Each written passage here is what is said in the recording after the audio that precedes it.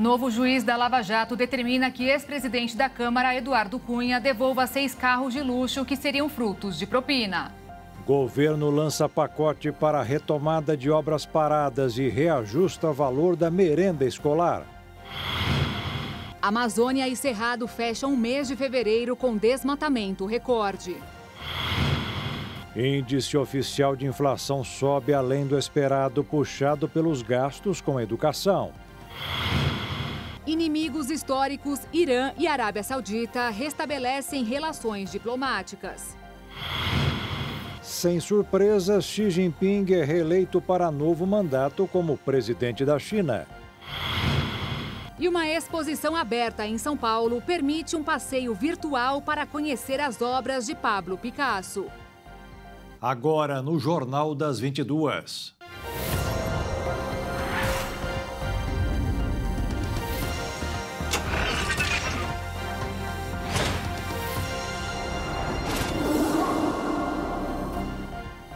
Olá, boa noite. Boa noite. O Ministério Público, junto ao Tribunal de Contas da União, recorreu hoje da decisão que permitiu que o ex-presidente Jair Bolsonaro permaneça como fiel depositário de presentes recebidos da Arábia Saudita, como foi determinado pelo relator do caso. O órgão pede que o ex-presidente seja obrigado a devolver os objetos em até 5 dias. O ministro Augusto Nardes, relator do caso das joias de Bolsonaro no Tribunal de Contas da União, determinou que o ex-presidente não use nem venda as joias dadas de presente pela Arábia Saudita em 2021. O Tribunal de Contas da União também determinou que Jair Bolsonaro e o ex-ministro de Minas e Energia, Bento Albuquerque, prestem esclarecimentos sobre o caso. No despacho, o ministro elenca uma série de perguntas que deverão ser respondidas por Bolsonaro e Bento Albuquerque. O ex-ministro de Minas e Energia precisará responder, por exemplo, quais foram os presentes trazidos da Arábia Saudita e se esses itens foram destinados a caráter personalíssimo ou se eram para o Brasil. Já Jair Bolsonaro deverá responder quais foram os presentes recebidos por ele e se estes presentes são de caráter pessoal, que providências foram tomadas para que as joias fossem regularizadas na Receita Federal. Eu te lembro que essa investigação começou assim que veio à tona a informação de que uma equipe da Receita Federal interceptou no aeroporto de Guarulhos um conjunto de joias avaliado em mais de 16 milhões de reais, trazido pela equipe do ex-ministro de Minas e Energia, Bento Albuquerque, após uma viagem à Arábia Saudita. As joias seriam um presente da Arábia Saudita à ex-primeira-dama Michele Bolsonaro. Além das joias interceptadas pelos fiscais da alfândega, um segundo estojo entrou no Brasil, segundo a Receita Federal, de maneira ilegal e foi incorporado ao patrimônio pessoal de Jair Bolsonaro, conforme o próprio ex-presidente assumiu. O caso está sendo investigado pela Polícia Federal, Controladoria Geral da União, Tribunal de Contas da União e MPF.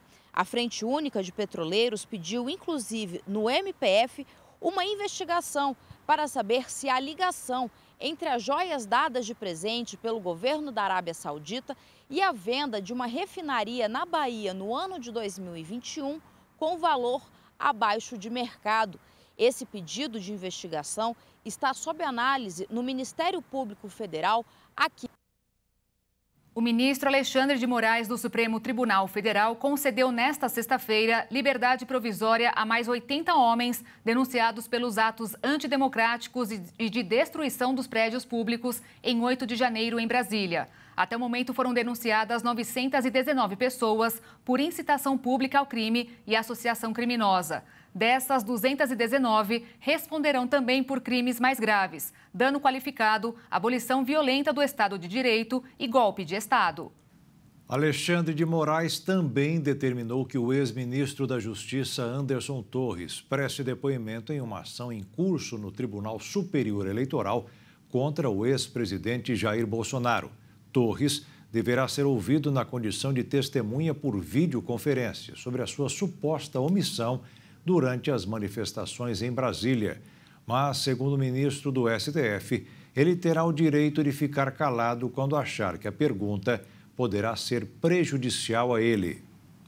O novo juiz da Lava Jato, Eduardo Apio, da 13ª Vara Federal de Curitiba, determinou que o ex-deputado federal Eduardo Cunha devolva 6 carros de luxo para a Polícia Federal. Na decisão, o juiz obrigou a entrega de 2 Porsches Cayenne, um Ford Fusion, um Ford Edge, um Volkswagen Passat e um Hyundai Tucson. Os veículos foram confiscados pelo então juiz federal Sérgio Moro em 2016, que também determinou a prisão do ex-deputado. Na época, Moro permitiu que os veículos permanecessem com a família de Cunha, mas proibiu que fossem transferidos ou vendidos. Moro considerou que os automóveis seriam fruto de propina recebida por Cunha da Petrobras. A nova determinação é para que ele simplesmente devolva tudo. A chuva que atingiu São Paulo desta sexta-feira causou alagamentos em diversos pontos da cidade, deixando ruas e avenidas intransitáveis. A semana na capital paulista foi marcada por temporais e alagamentos.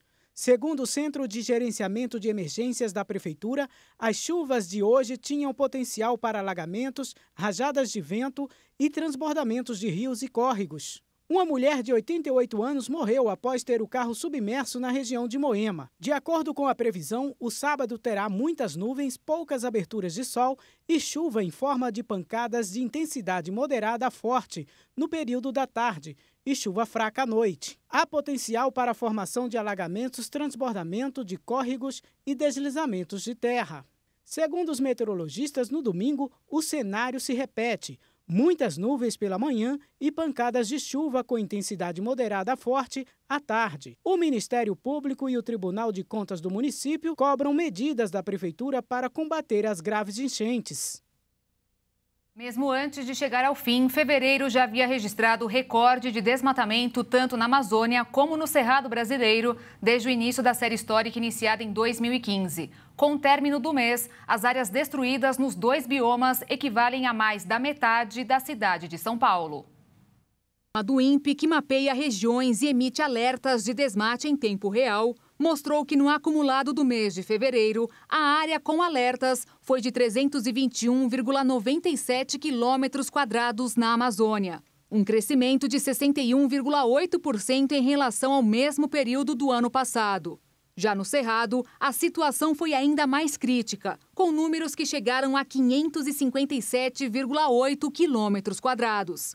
Aumento de 97% em relação a 2020, que até então detinha o recorde anterior, de 282,8 quilômetros quadrados. Somadas, as áreas destruídas dos 2 biomas deste ano chegam a quase 880 quilômetros quadrados. Mato Grosso foi o estado com as maiores taxas de deflorestação amazônica, responsável por cerca de 50% do total, seguido por Pará, Amazonas e Roraima. No caso do Cerrado, os maiores índices de desmatamento foram registrados na Bahia, também respondendo por quase metade da área afetada, seguido por Tocantins, Piauí e Maranhão.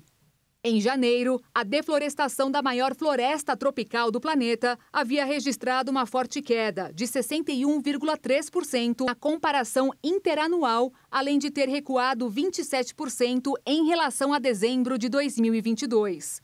Só que, segundo especialistas, os dados eram parciais, já que a densa nebulosidade registrada sobre o bioma em janeiro impediu que os satélites captassem áreas devastadas em mais de metade da Amazônia brasileira. Ou seja, é possível que em fevereiro o sistema de mapeamento tenha registrado a devastação que não conseguiu captar em janeiro. Só no ano de 2022, a Amazônia brasileira perdeu pouco mais de 10.277 quilômetros de cobertura vegetal. Um nível nunca antes visto desde que a medição começou no Brasil. Como a recuperação da Amazônia brasileira foi um dos principais compromissos anunciados pelo presidente eleito, já em janeiro, Lula reativou o Fundo Amazônia, financiado pela Noruega e Alemanha, e do qual também anunciou a participação dos Estados Unidos. O que antes parecia ser muito difícil, hoje está mais próximo do que se imagina. A vontade de dar uma volta ao mundo e conhecer diversos países. Uma companhia de cruzeiros vai lançar um pacote de viagem com duração de cerca de 3 anos.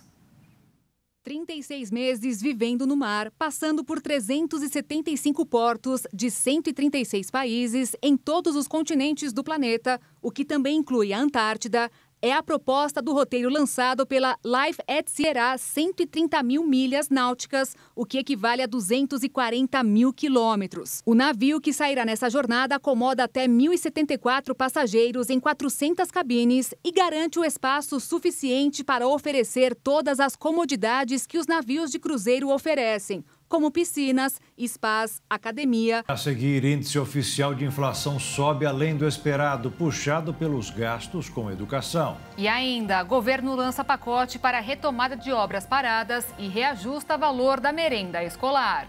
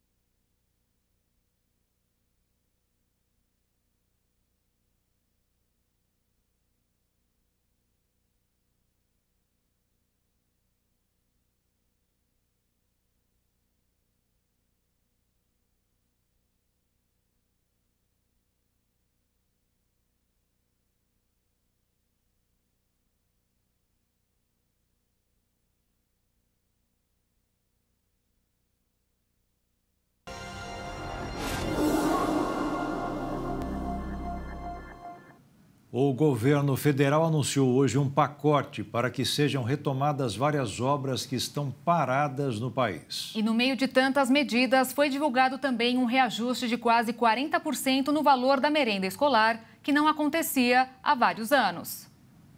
O programa lançado nesta sexta-feira cria uma plataforma online para que as prefeituras insiram dados sobre obras inacabadas. Os gestores deverão inserir as informações sobre os empreendimentos para ajudar o governo a definir as prioridades. Obras de equipamentos sociais para atender saúde e educação, além de empreendimentos do Minha Casa Minha Vida, deverão estar no topo da lista. Segundo o governo federal, essa iniciativa impulsiona a geração de empregos e ações de desenvolvimento social. Os governadores já indicaram 417 obras prioritárias em todos os estados brasileiros. Agora é a vez dos prefeitos fazerem o mesmo. Eles terão até o dia 10 de abril para indicar quais os empreendimentos mais importantes para o município. Depois, a Casa Civil vai analisar os dados junto com os ministérios e definir a ordem da retomada das obras. Na mesma reunião em que foi lançado o programa Mãos à Obra, o governo federal anunciou o reajuste do valor da merenda escolar, um aumento de até 39% para cada aluno. Há cerca de 5 anos, o valor da merenda não era reajustado e, segundo o governo federal, houve uma defasagem de 35% ao longo deste período. A estimativa do governo é que o investimento seja de 5,5 bilhões de reais apenas este ano e que mais de 40 milhões de crianças sejam beneficiadas. Você está saindo, presidente, de um investimento que era de 4 bilhões por ano para 5,5 bilhões nesse ano de 2023, 1,5 bilhão a mais. E isso, além de garantir a complementação para os senhores prefeitos e prefeitas, porque há 6 anos não tinha reajuste, nós estamos investindo aí 30% desse 1,5 bilhão, quase 500 milhões, vai para a agricultura familiar, para rodar a economia do nosso pequeno agricultor nesse país. A estratégia do governo inclui a retomada da parceria do Programa de Aquisição de Alimentos, PAA, nas próximas semanas. Esse programa que ajudou a tirar o Brasil do mapa da fome em 2014, que é uma referência da FAO, que virou um programa de referência para os países da América Latina, do Caribe e da Ásia, presidente. Hoje é uma referência o PNAE para o mundo inteiro e que é garantir uma alimentação saudável para nossas crianças. Os anúncios desta sexta-feira foram feitos em uma reunião do presidente Lula com ministros e prefeitos no Palácio do Planalto. Lula destacou que atuará em conjunto com os municípios, independente da bandeira partidária dos prefeitos. Nós agora vamos voltar a fazer a mesma coisa. Nós vamos conversar com os prefeitos e as prefeitas, nós vamos conversar com os governadores. Eu não quero saber de que partido é o prefeito, eu não quero saber de que partido é o prefeito, o governador, não quero saber se ele é católico ou evangélico, não quero saber se ele é ateu, não quero saber se ele torce para o Náutico ou para o Sport, se torce para o São Paulo ou para o Corinthians, se torce para o Vitória ou para o Bahia. Sabe? Eu não quero saber. O que eu quero saber, se torce para o Ceará ou para o Fortaleza, o que eu quero saber é o seguinte, é se naquela cidade o povo está necessitando de alguma coisa que a gente possa fazer. Se o povo tiver, nós... O ministro da Fazenda, Fernando Haddad, anunciou hoje um acordo de 26 bilhões e 900 bilhões de reais entre a União e estados para a reposição das perdas impostas pelo corte do imposto sobre circulação de mercadorias e serviços, sobre combustíveis, energia, transportes e comunicações. Segundo o Ministério da Fazenda, a equipe do Tesouro Nacional e as 27 equipes dos estados chegaram a um número. De acordo com Haddad, o acordo não afeta as projeções do governo nem para esse ano, nem para o futuro, com relação ao pacote fiscal anunciado em janeiro. Do total acordado, cerca de 9 bilhões de reais já foram compensados por meio de liminares concedidas pelo Supremo Tribunal Federal a estados devedores da União no âmbito do grupo de trabalho criado pela Corte. O restante será abatido das parcelas da dívida com a União, ou pago pela União para estados com pequenas dívidas com a União, ou mesmo sem dívidas até 2026.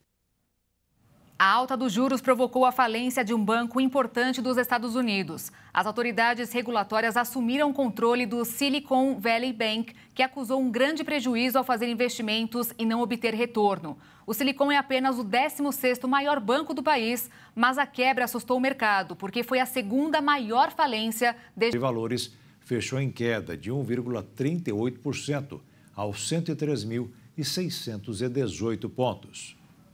O Índice Nacional de Preços ao Consumidor Amplo, que mede a inflação oficial do país, voltou a acelerar e registrou alta de 0,84% em fevereiro, de acordo com dados divulgados hoje pelo IBGE.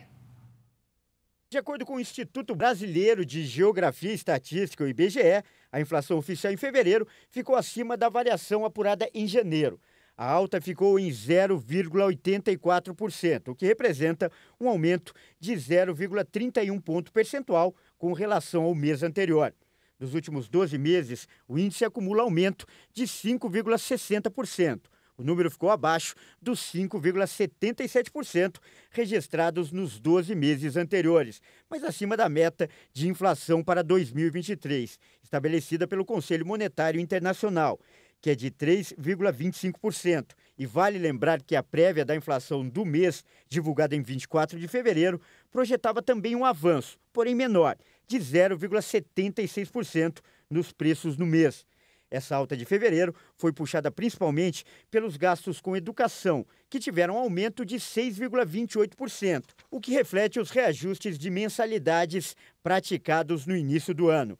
8 dos 9 grupos de produtos e serviços pesquisados tiveram alta em fevereiro. Depois da educação, os maiores impactos na taxa foram com saúde e cuidados pessoais e habitação, que contribuíram com cerca de 0,16 e 0,13 pontos percentuais. Os grupos dos transportes e alimentação e bebidas tiveram variações menores que as altas do mês anterior. Artigos de residência e comunicações registraram variações de 0,11% e 0,98%, respectivamente. Já o setor de vestuário apresentou queda e desaceleração pelo segundo mês seguido.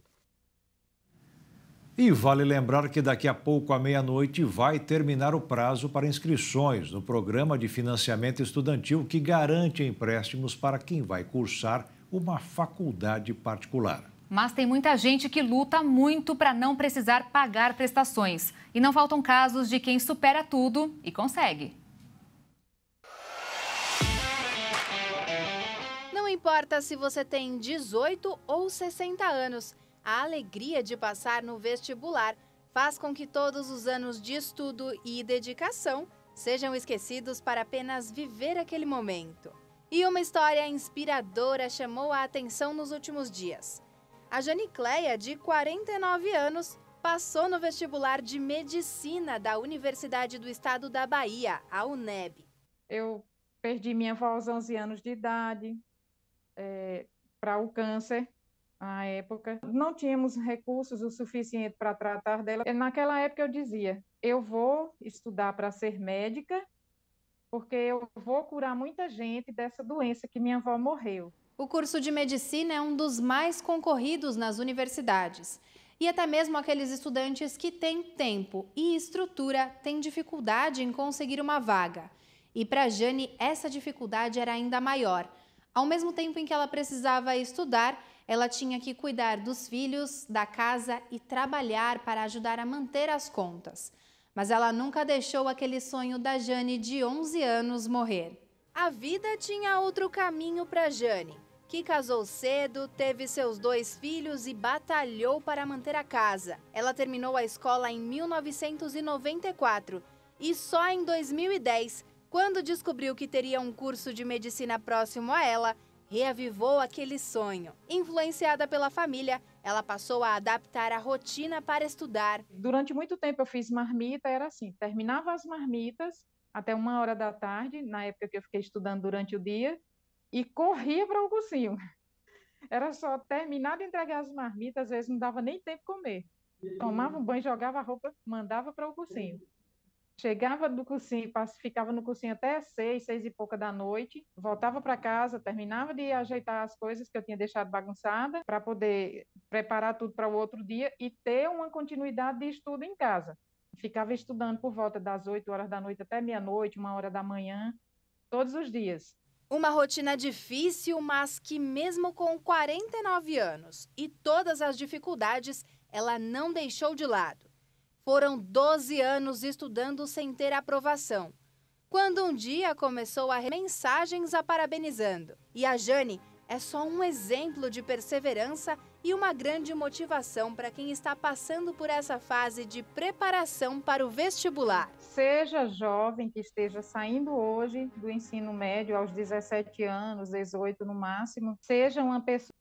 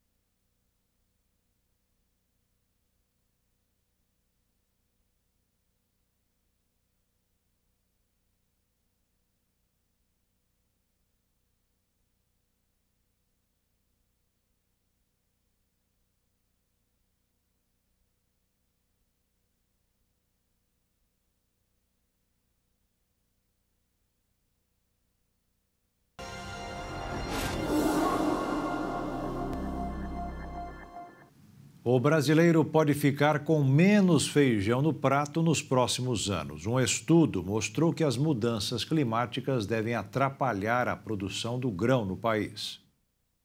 As temperaturas nas regiões de plantações devem subir 3 graus Celsius até o ano de 2050, cenário muito prejudicial ao desenvolvimento do grão.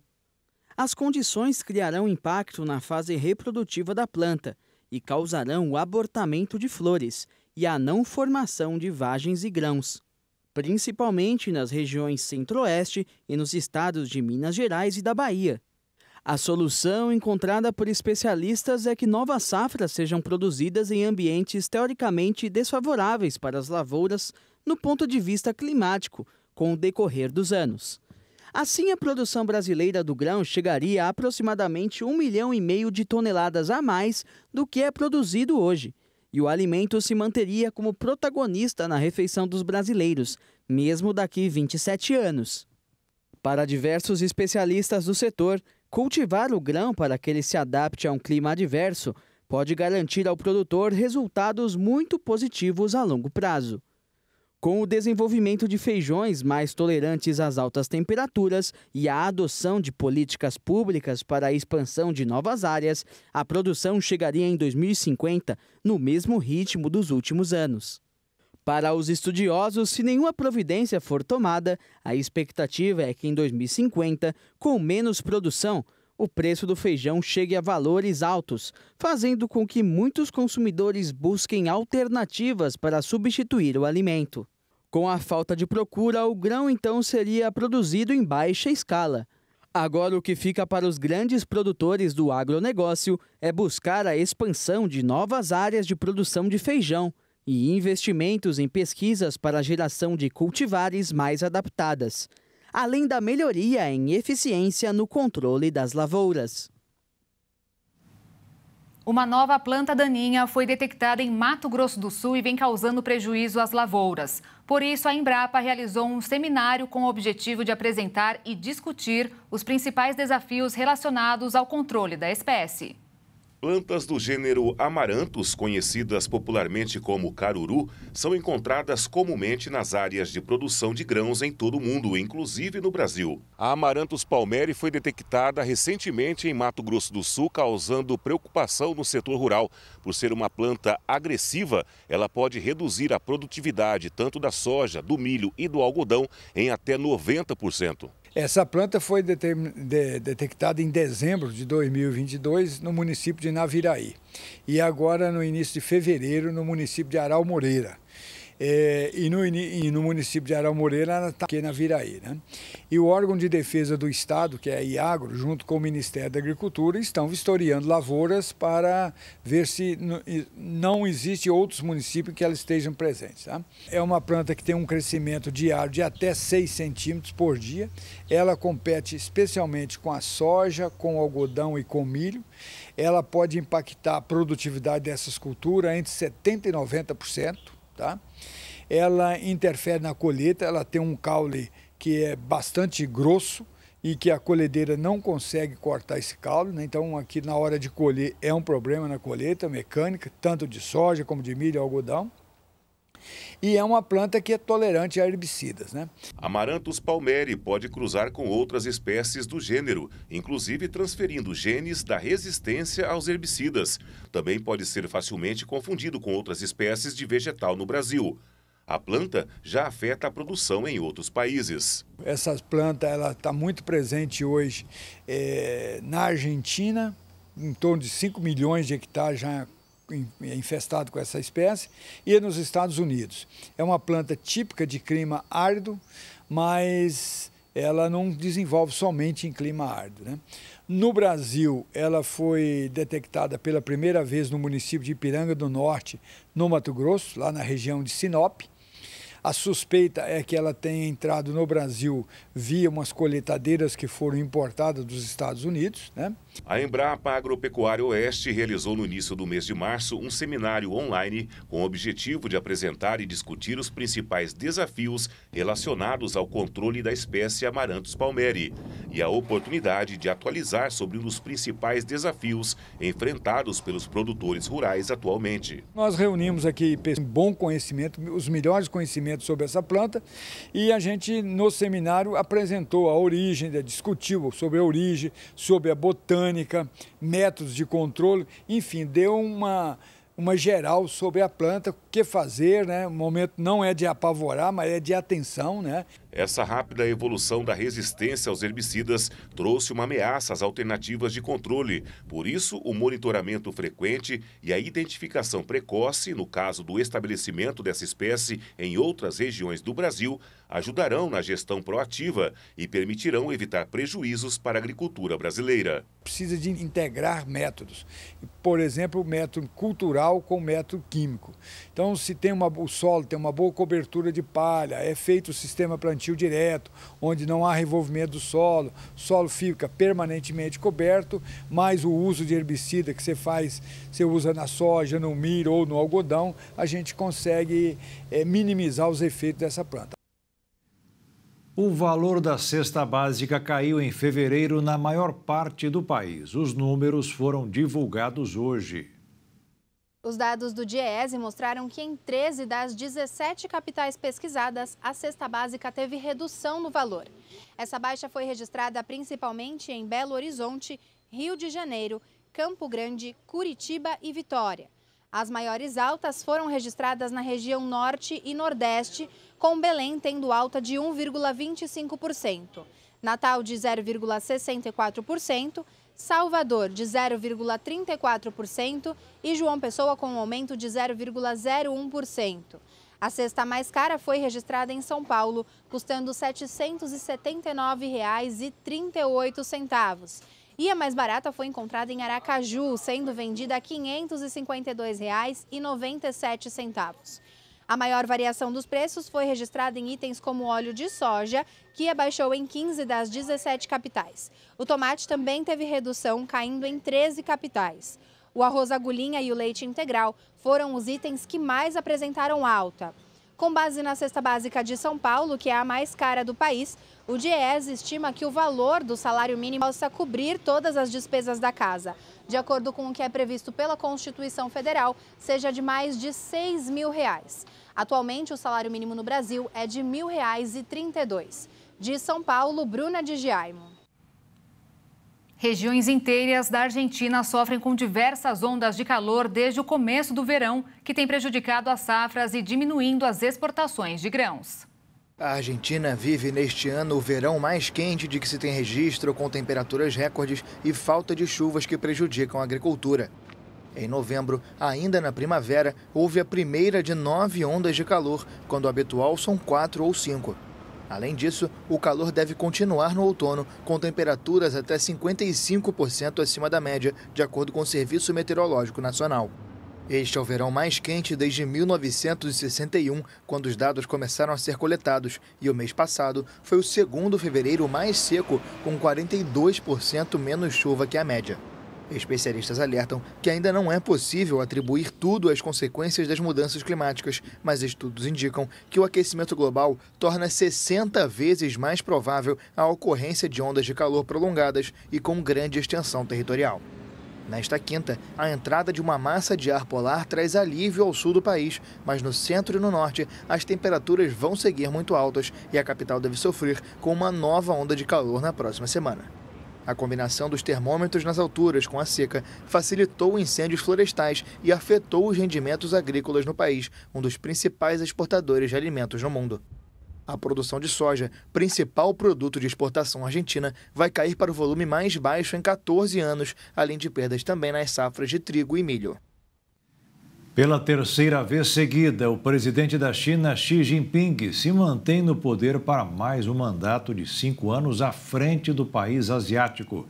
A votação durou cerca de 1 hora e a contagem eletrônica foi concluída em 15 minutos. O presidente reeleito terá que enfrentar desafios para recuperar 3 anos de duras restrições de Covid-0, reconquistar a confiança dos investidores e encontrar soluções para a crise demográfica do país, que registra seu primeiro declínio populacional em 6 décadas. Xi Jinping é reeleito e conquista mais um mandato como presidente da China. A Assembleia Popular Nacional ratificou um terceiro mandato de 5 anos para o governante em Pequim nesta sexta-feira, uma conquista sem precedentes na história recente do país. O resultado da votação dos deputados foi unânime: 2.952 votos a favor, 0 contra e nenhuma abstenção. O presidente já havia sido nomeado em outubro por mais 5 anos como secretário-geral e chefe da Comissão Militar do Partido Comunista. Xi, de 69 anos, é chefe de Estado desde 2013. Os parlamentares também elegeram o ex-vice-primeiro-ministro Han Zheng como vice-presidente, em vez de Wang Qishan. A sessão anual da Assembleia Popular foi também ocasião para anunciar uma modesta meta de crescimento, cerca de 5% em 2023, e um aumento do orçamento militar. A reeleição formal de Xi ocorreu graças ao fato de que, em 2018, o governo aboliu o limite constitucional de 2 mandatos presidenciais que vigorava desde os tempos de Mao Zedong, fundador da República Popular da China. O gigante asiático tem pela frente inúmeros desafios, como desaceleração do crescimento econômico, queda da natalidade, dificuldades no setor imobiliário, além das relações tensas com os Estados Unidos. A Arábia Saudita e o Irã chegaram a um acordo que abre caminho para o restabelecimento dos laços diplomáticos após 7 anos, num grande realinhamento entre rivais regionais que foi mediado pela China. 2 históricos rivais no Oriente Médio concordaram em restabelecer relações diplomáticas que tinham sido interrompidas em 2016. O Irã e a Arábia Saudita anunciaram nesta sexta-feira que vão reabrir suas respectivas embaixadas em 2 meses.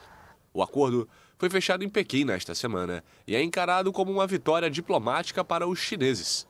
Riad cortou relações diplomáticas com Teherã depois que cidadãos iranianos atacaram missões diplomáticas sauditas na República Islâmica devido à execução do clérigo xiita Nimr al-Nimr.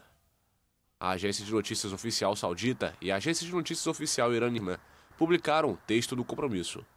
O Irã, de maioria xiita, e a Arábia Saudita, de maioria sunita, apoiam rivais em várias zonas de conflito no Oriente Médio, incluindo o Iêmen, onde Teherã ajuda os rebeldes hutis, enquanto Riad lidera uma coalizão militar pró-governo. O Iraque, que faz fronteira com os 2 países, sediou várias rodadas de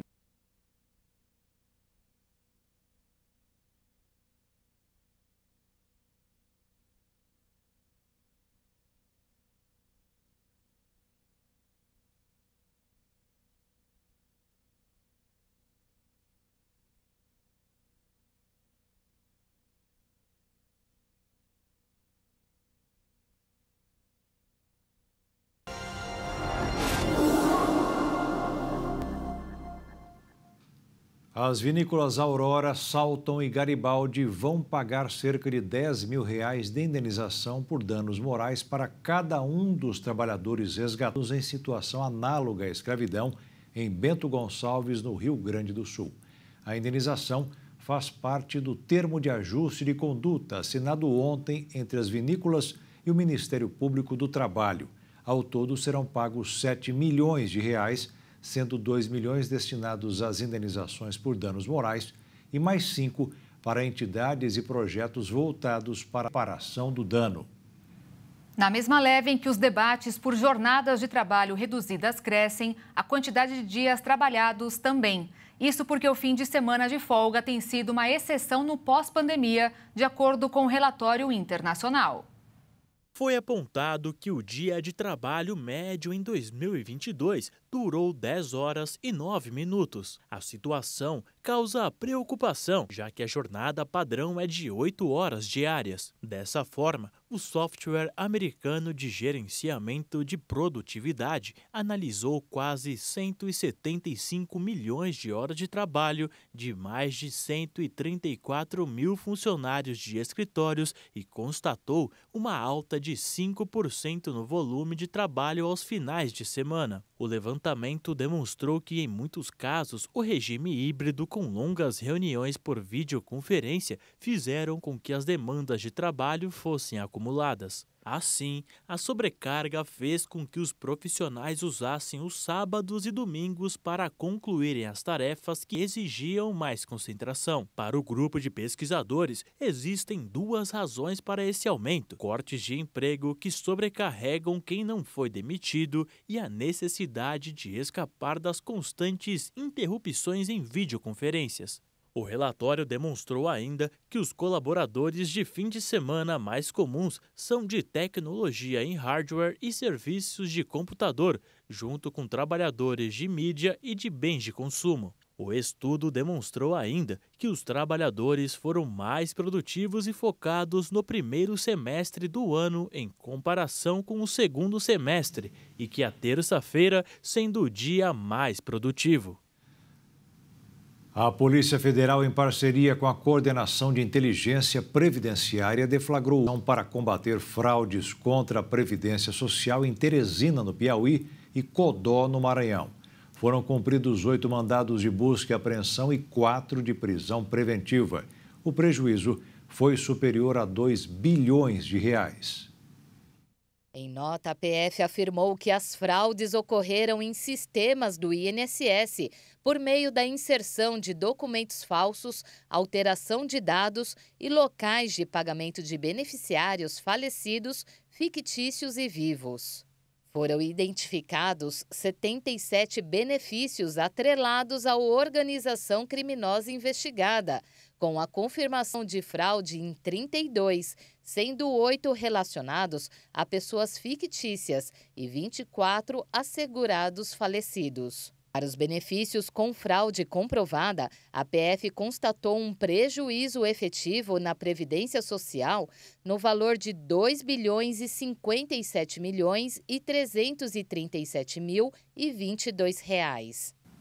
Um estudo realizado com 90 mil pessoas durante 7 anos no Reino Unido mostrou que o melhor horário para fazer exercício varia de acordo com o objetivo específico do indivíduo, além do gênero do praticante. Publicado na revista científica internacional Natureza Comunicações, o estudo mostrou, entre tantos objetivos, que para viver mais, por exemplo, os exercícios são recomendados para depois do almoço. Idosos, homens, pessoas menos ativas ou portadoras de doenças cardiovasculares pré-existentes são os que mais se beneficiam do exercício físico entre as 11 horas da manhã e 5 horas da tarde, mas os ganhos podem se estender a qualquer pessoa. Os especialistas consideraram atividades de intensidade moderada equivalente em esforço a uma caminhada rápida e intensa. Apesar de prevenir mortes de causas gerais e enfermidades cardiovasculares, os exercícios vespertinos não foram os mais indicados contra o câncer. Nesse caso, aqueles que preferem a madrugada têm mais vantagens. Os cientistas atribuem parte desse fenômeno à resposta metabólica do corpo à atividade física. Os horários da manhã e noite, por exemplo, são aqueles nos quais o corpo humano está mais suscetível a variações na pressão sanguínea. Além disso, o período da prática tem impacto no comportamento e aspectos ambientais dos pacientes, como o horário das refeições e a exposição à luz solar. E está aberta em São Paulo uma exposição que leva o público a um passeio virtual por obras de arte. E não estamos falando só sobre qualquer artista, mas sobre o mestre Pablo Picasso. A dimensão das obras aqui expostas coincidem com a grandeza do espanhol, considerado um dos artistas mais importantes do século XX.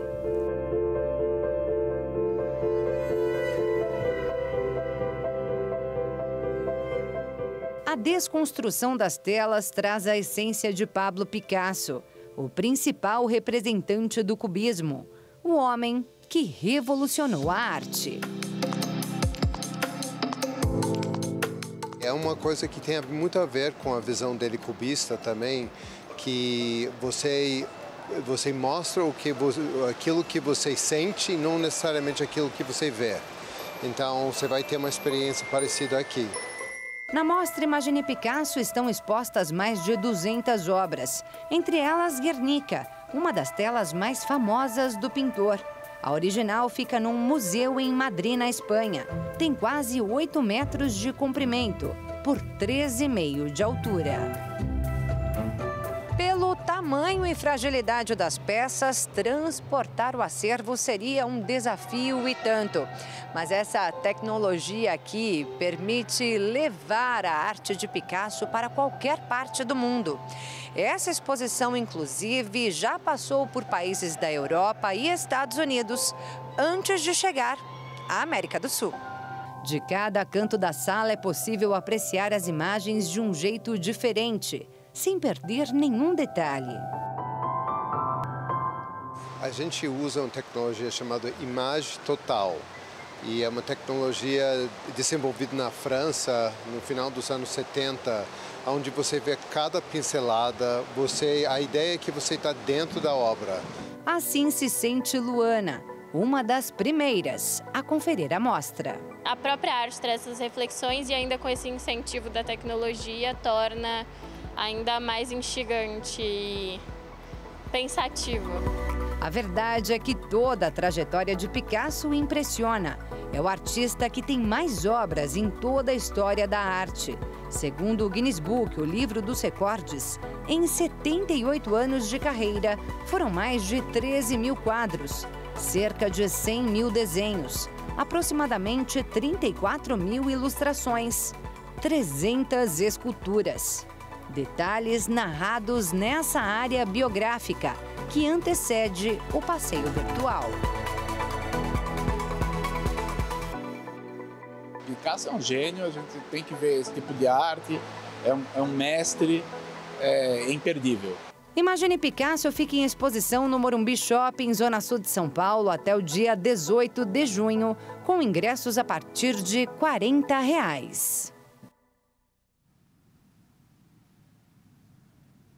E o Jornal das 22 termina aqui. Obrigada pela sua companhia em mais uma semana. Um ótimo fim de noite e fim de semana para você. Se cuida e até segunda. Boa noite. Fique na paz. Tchau.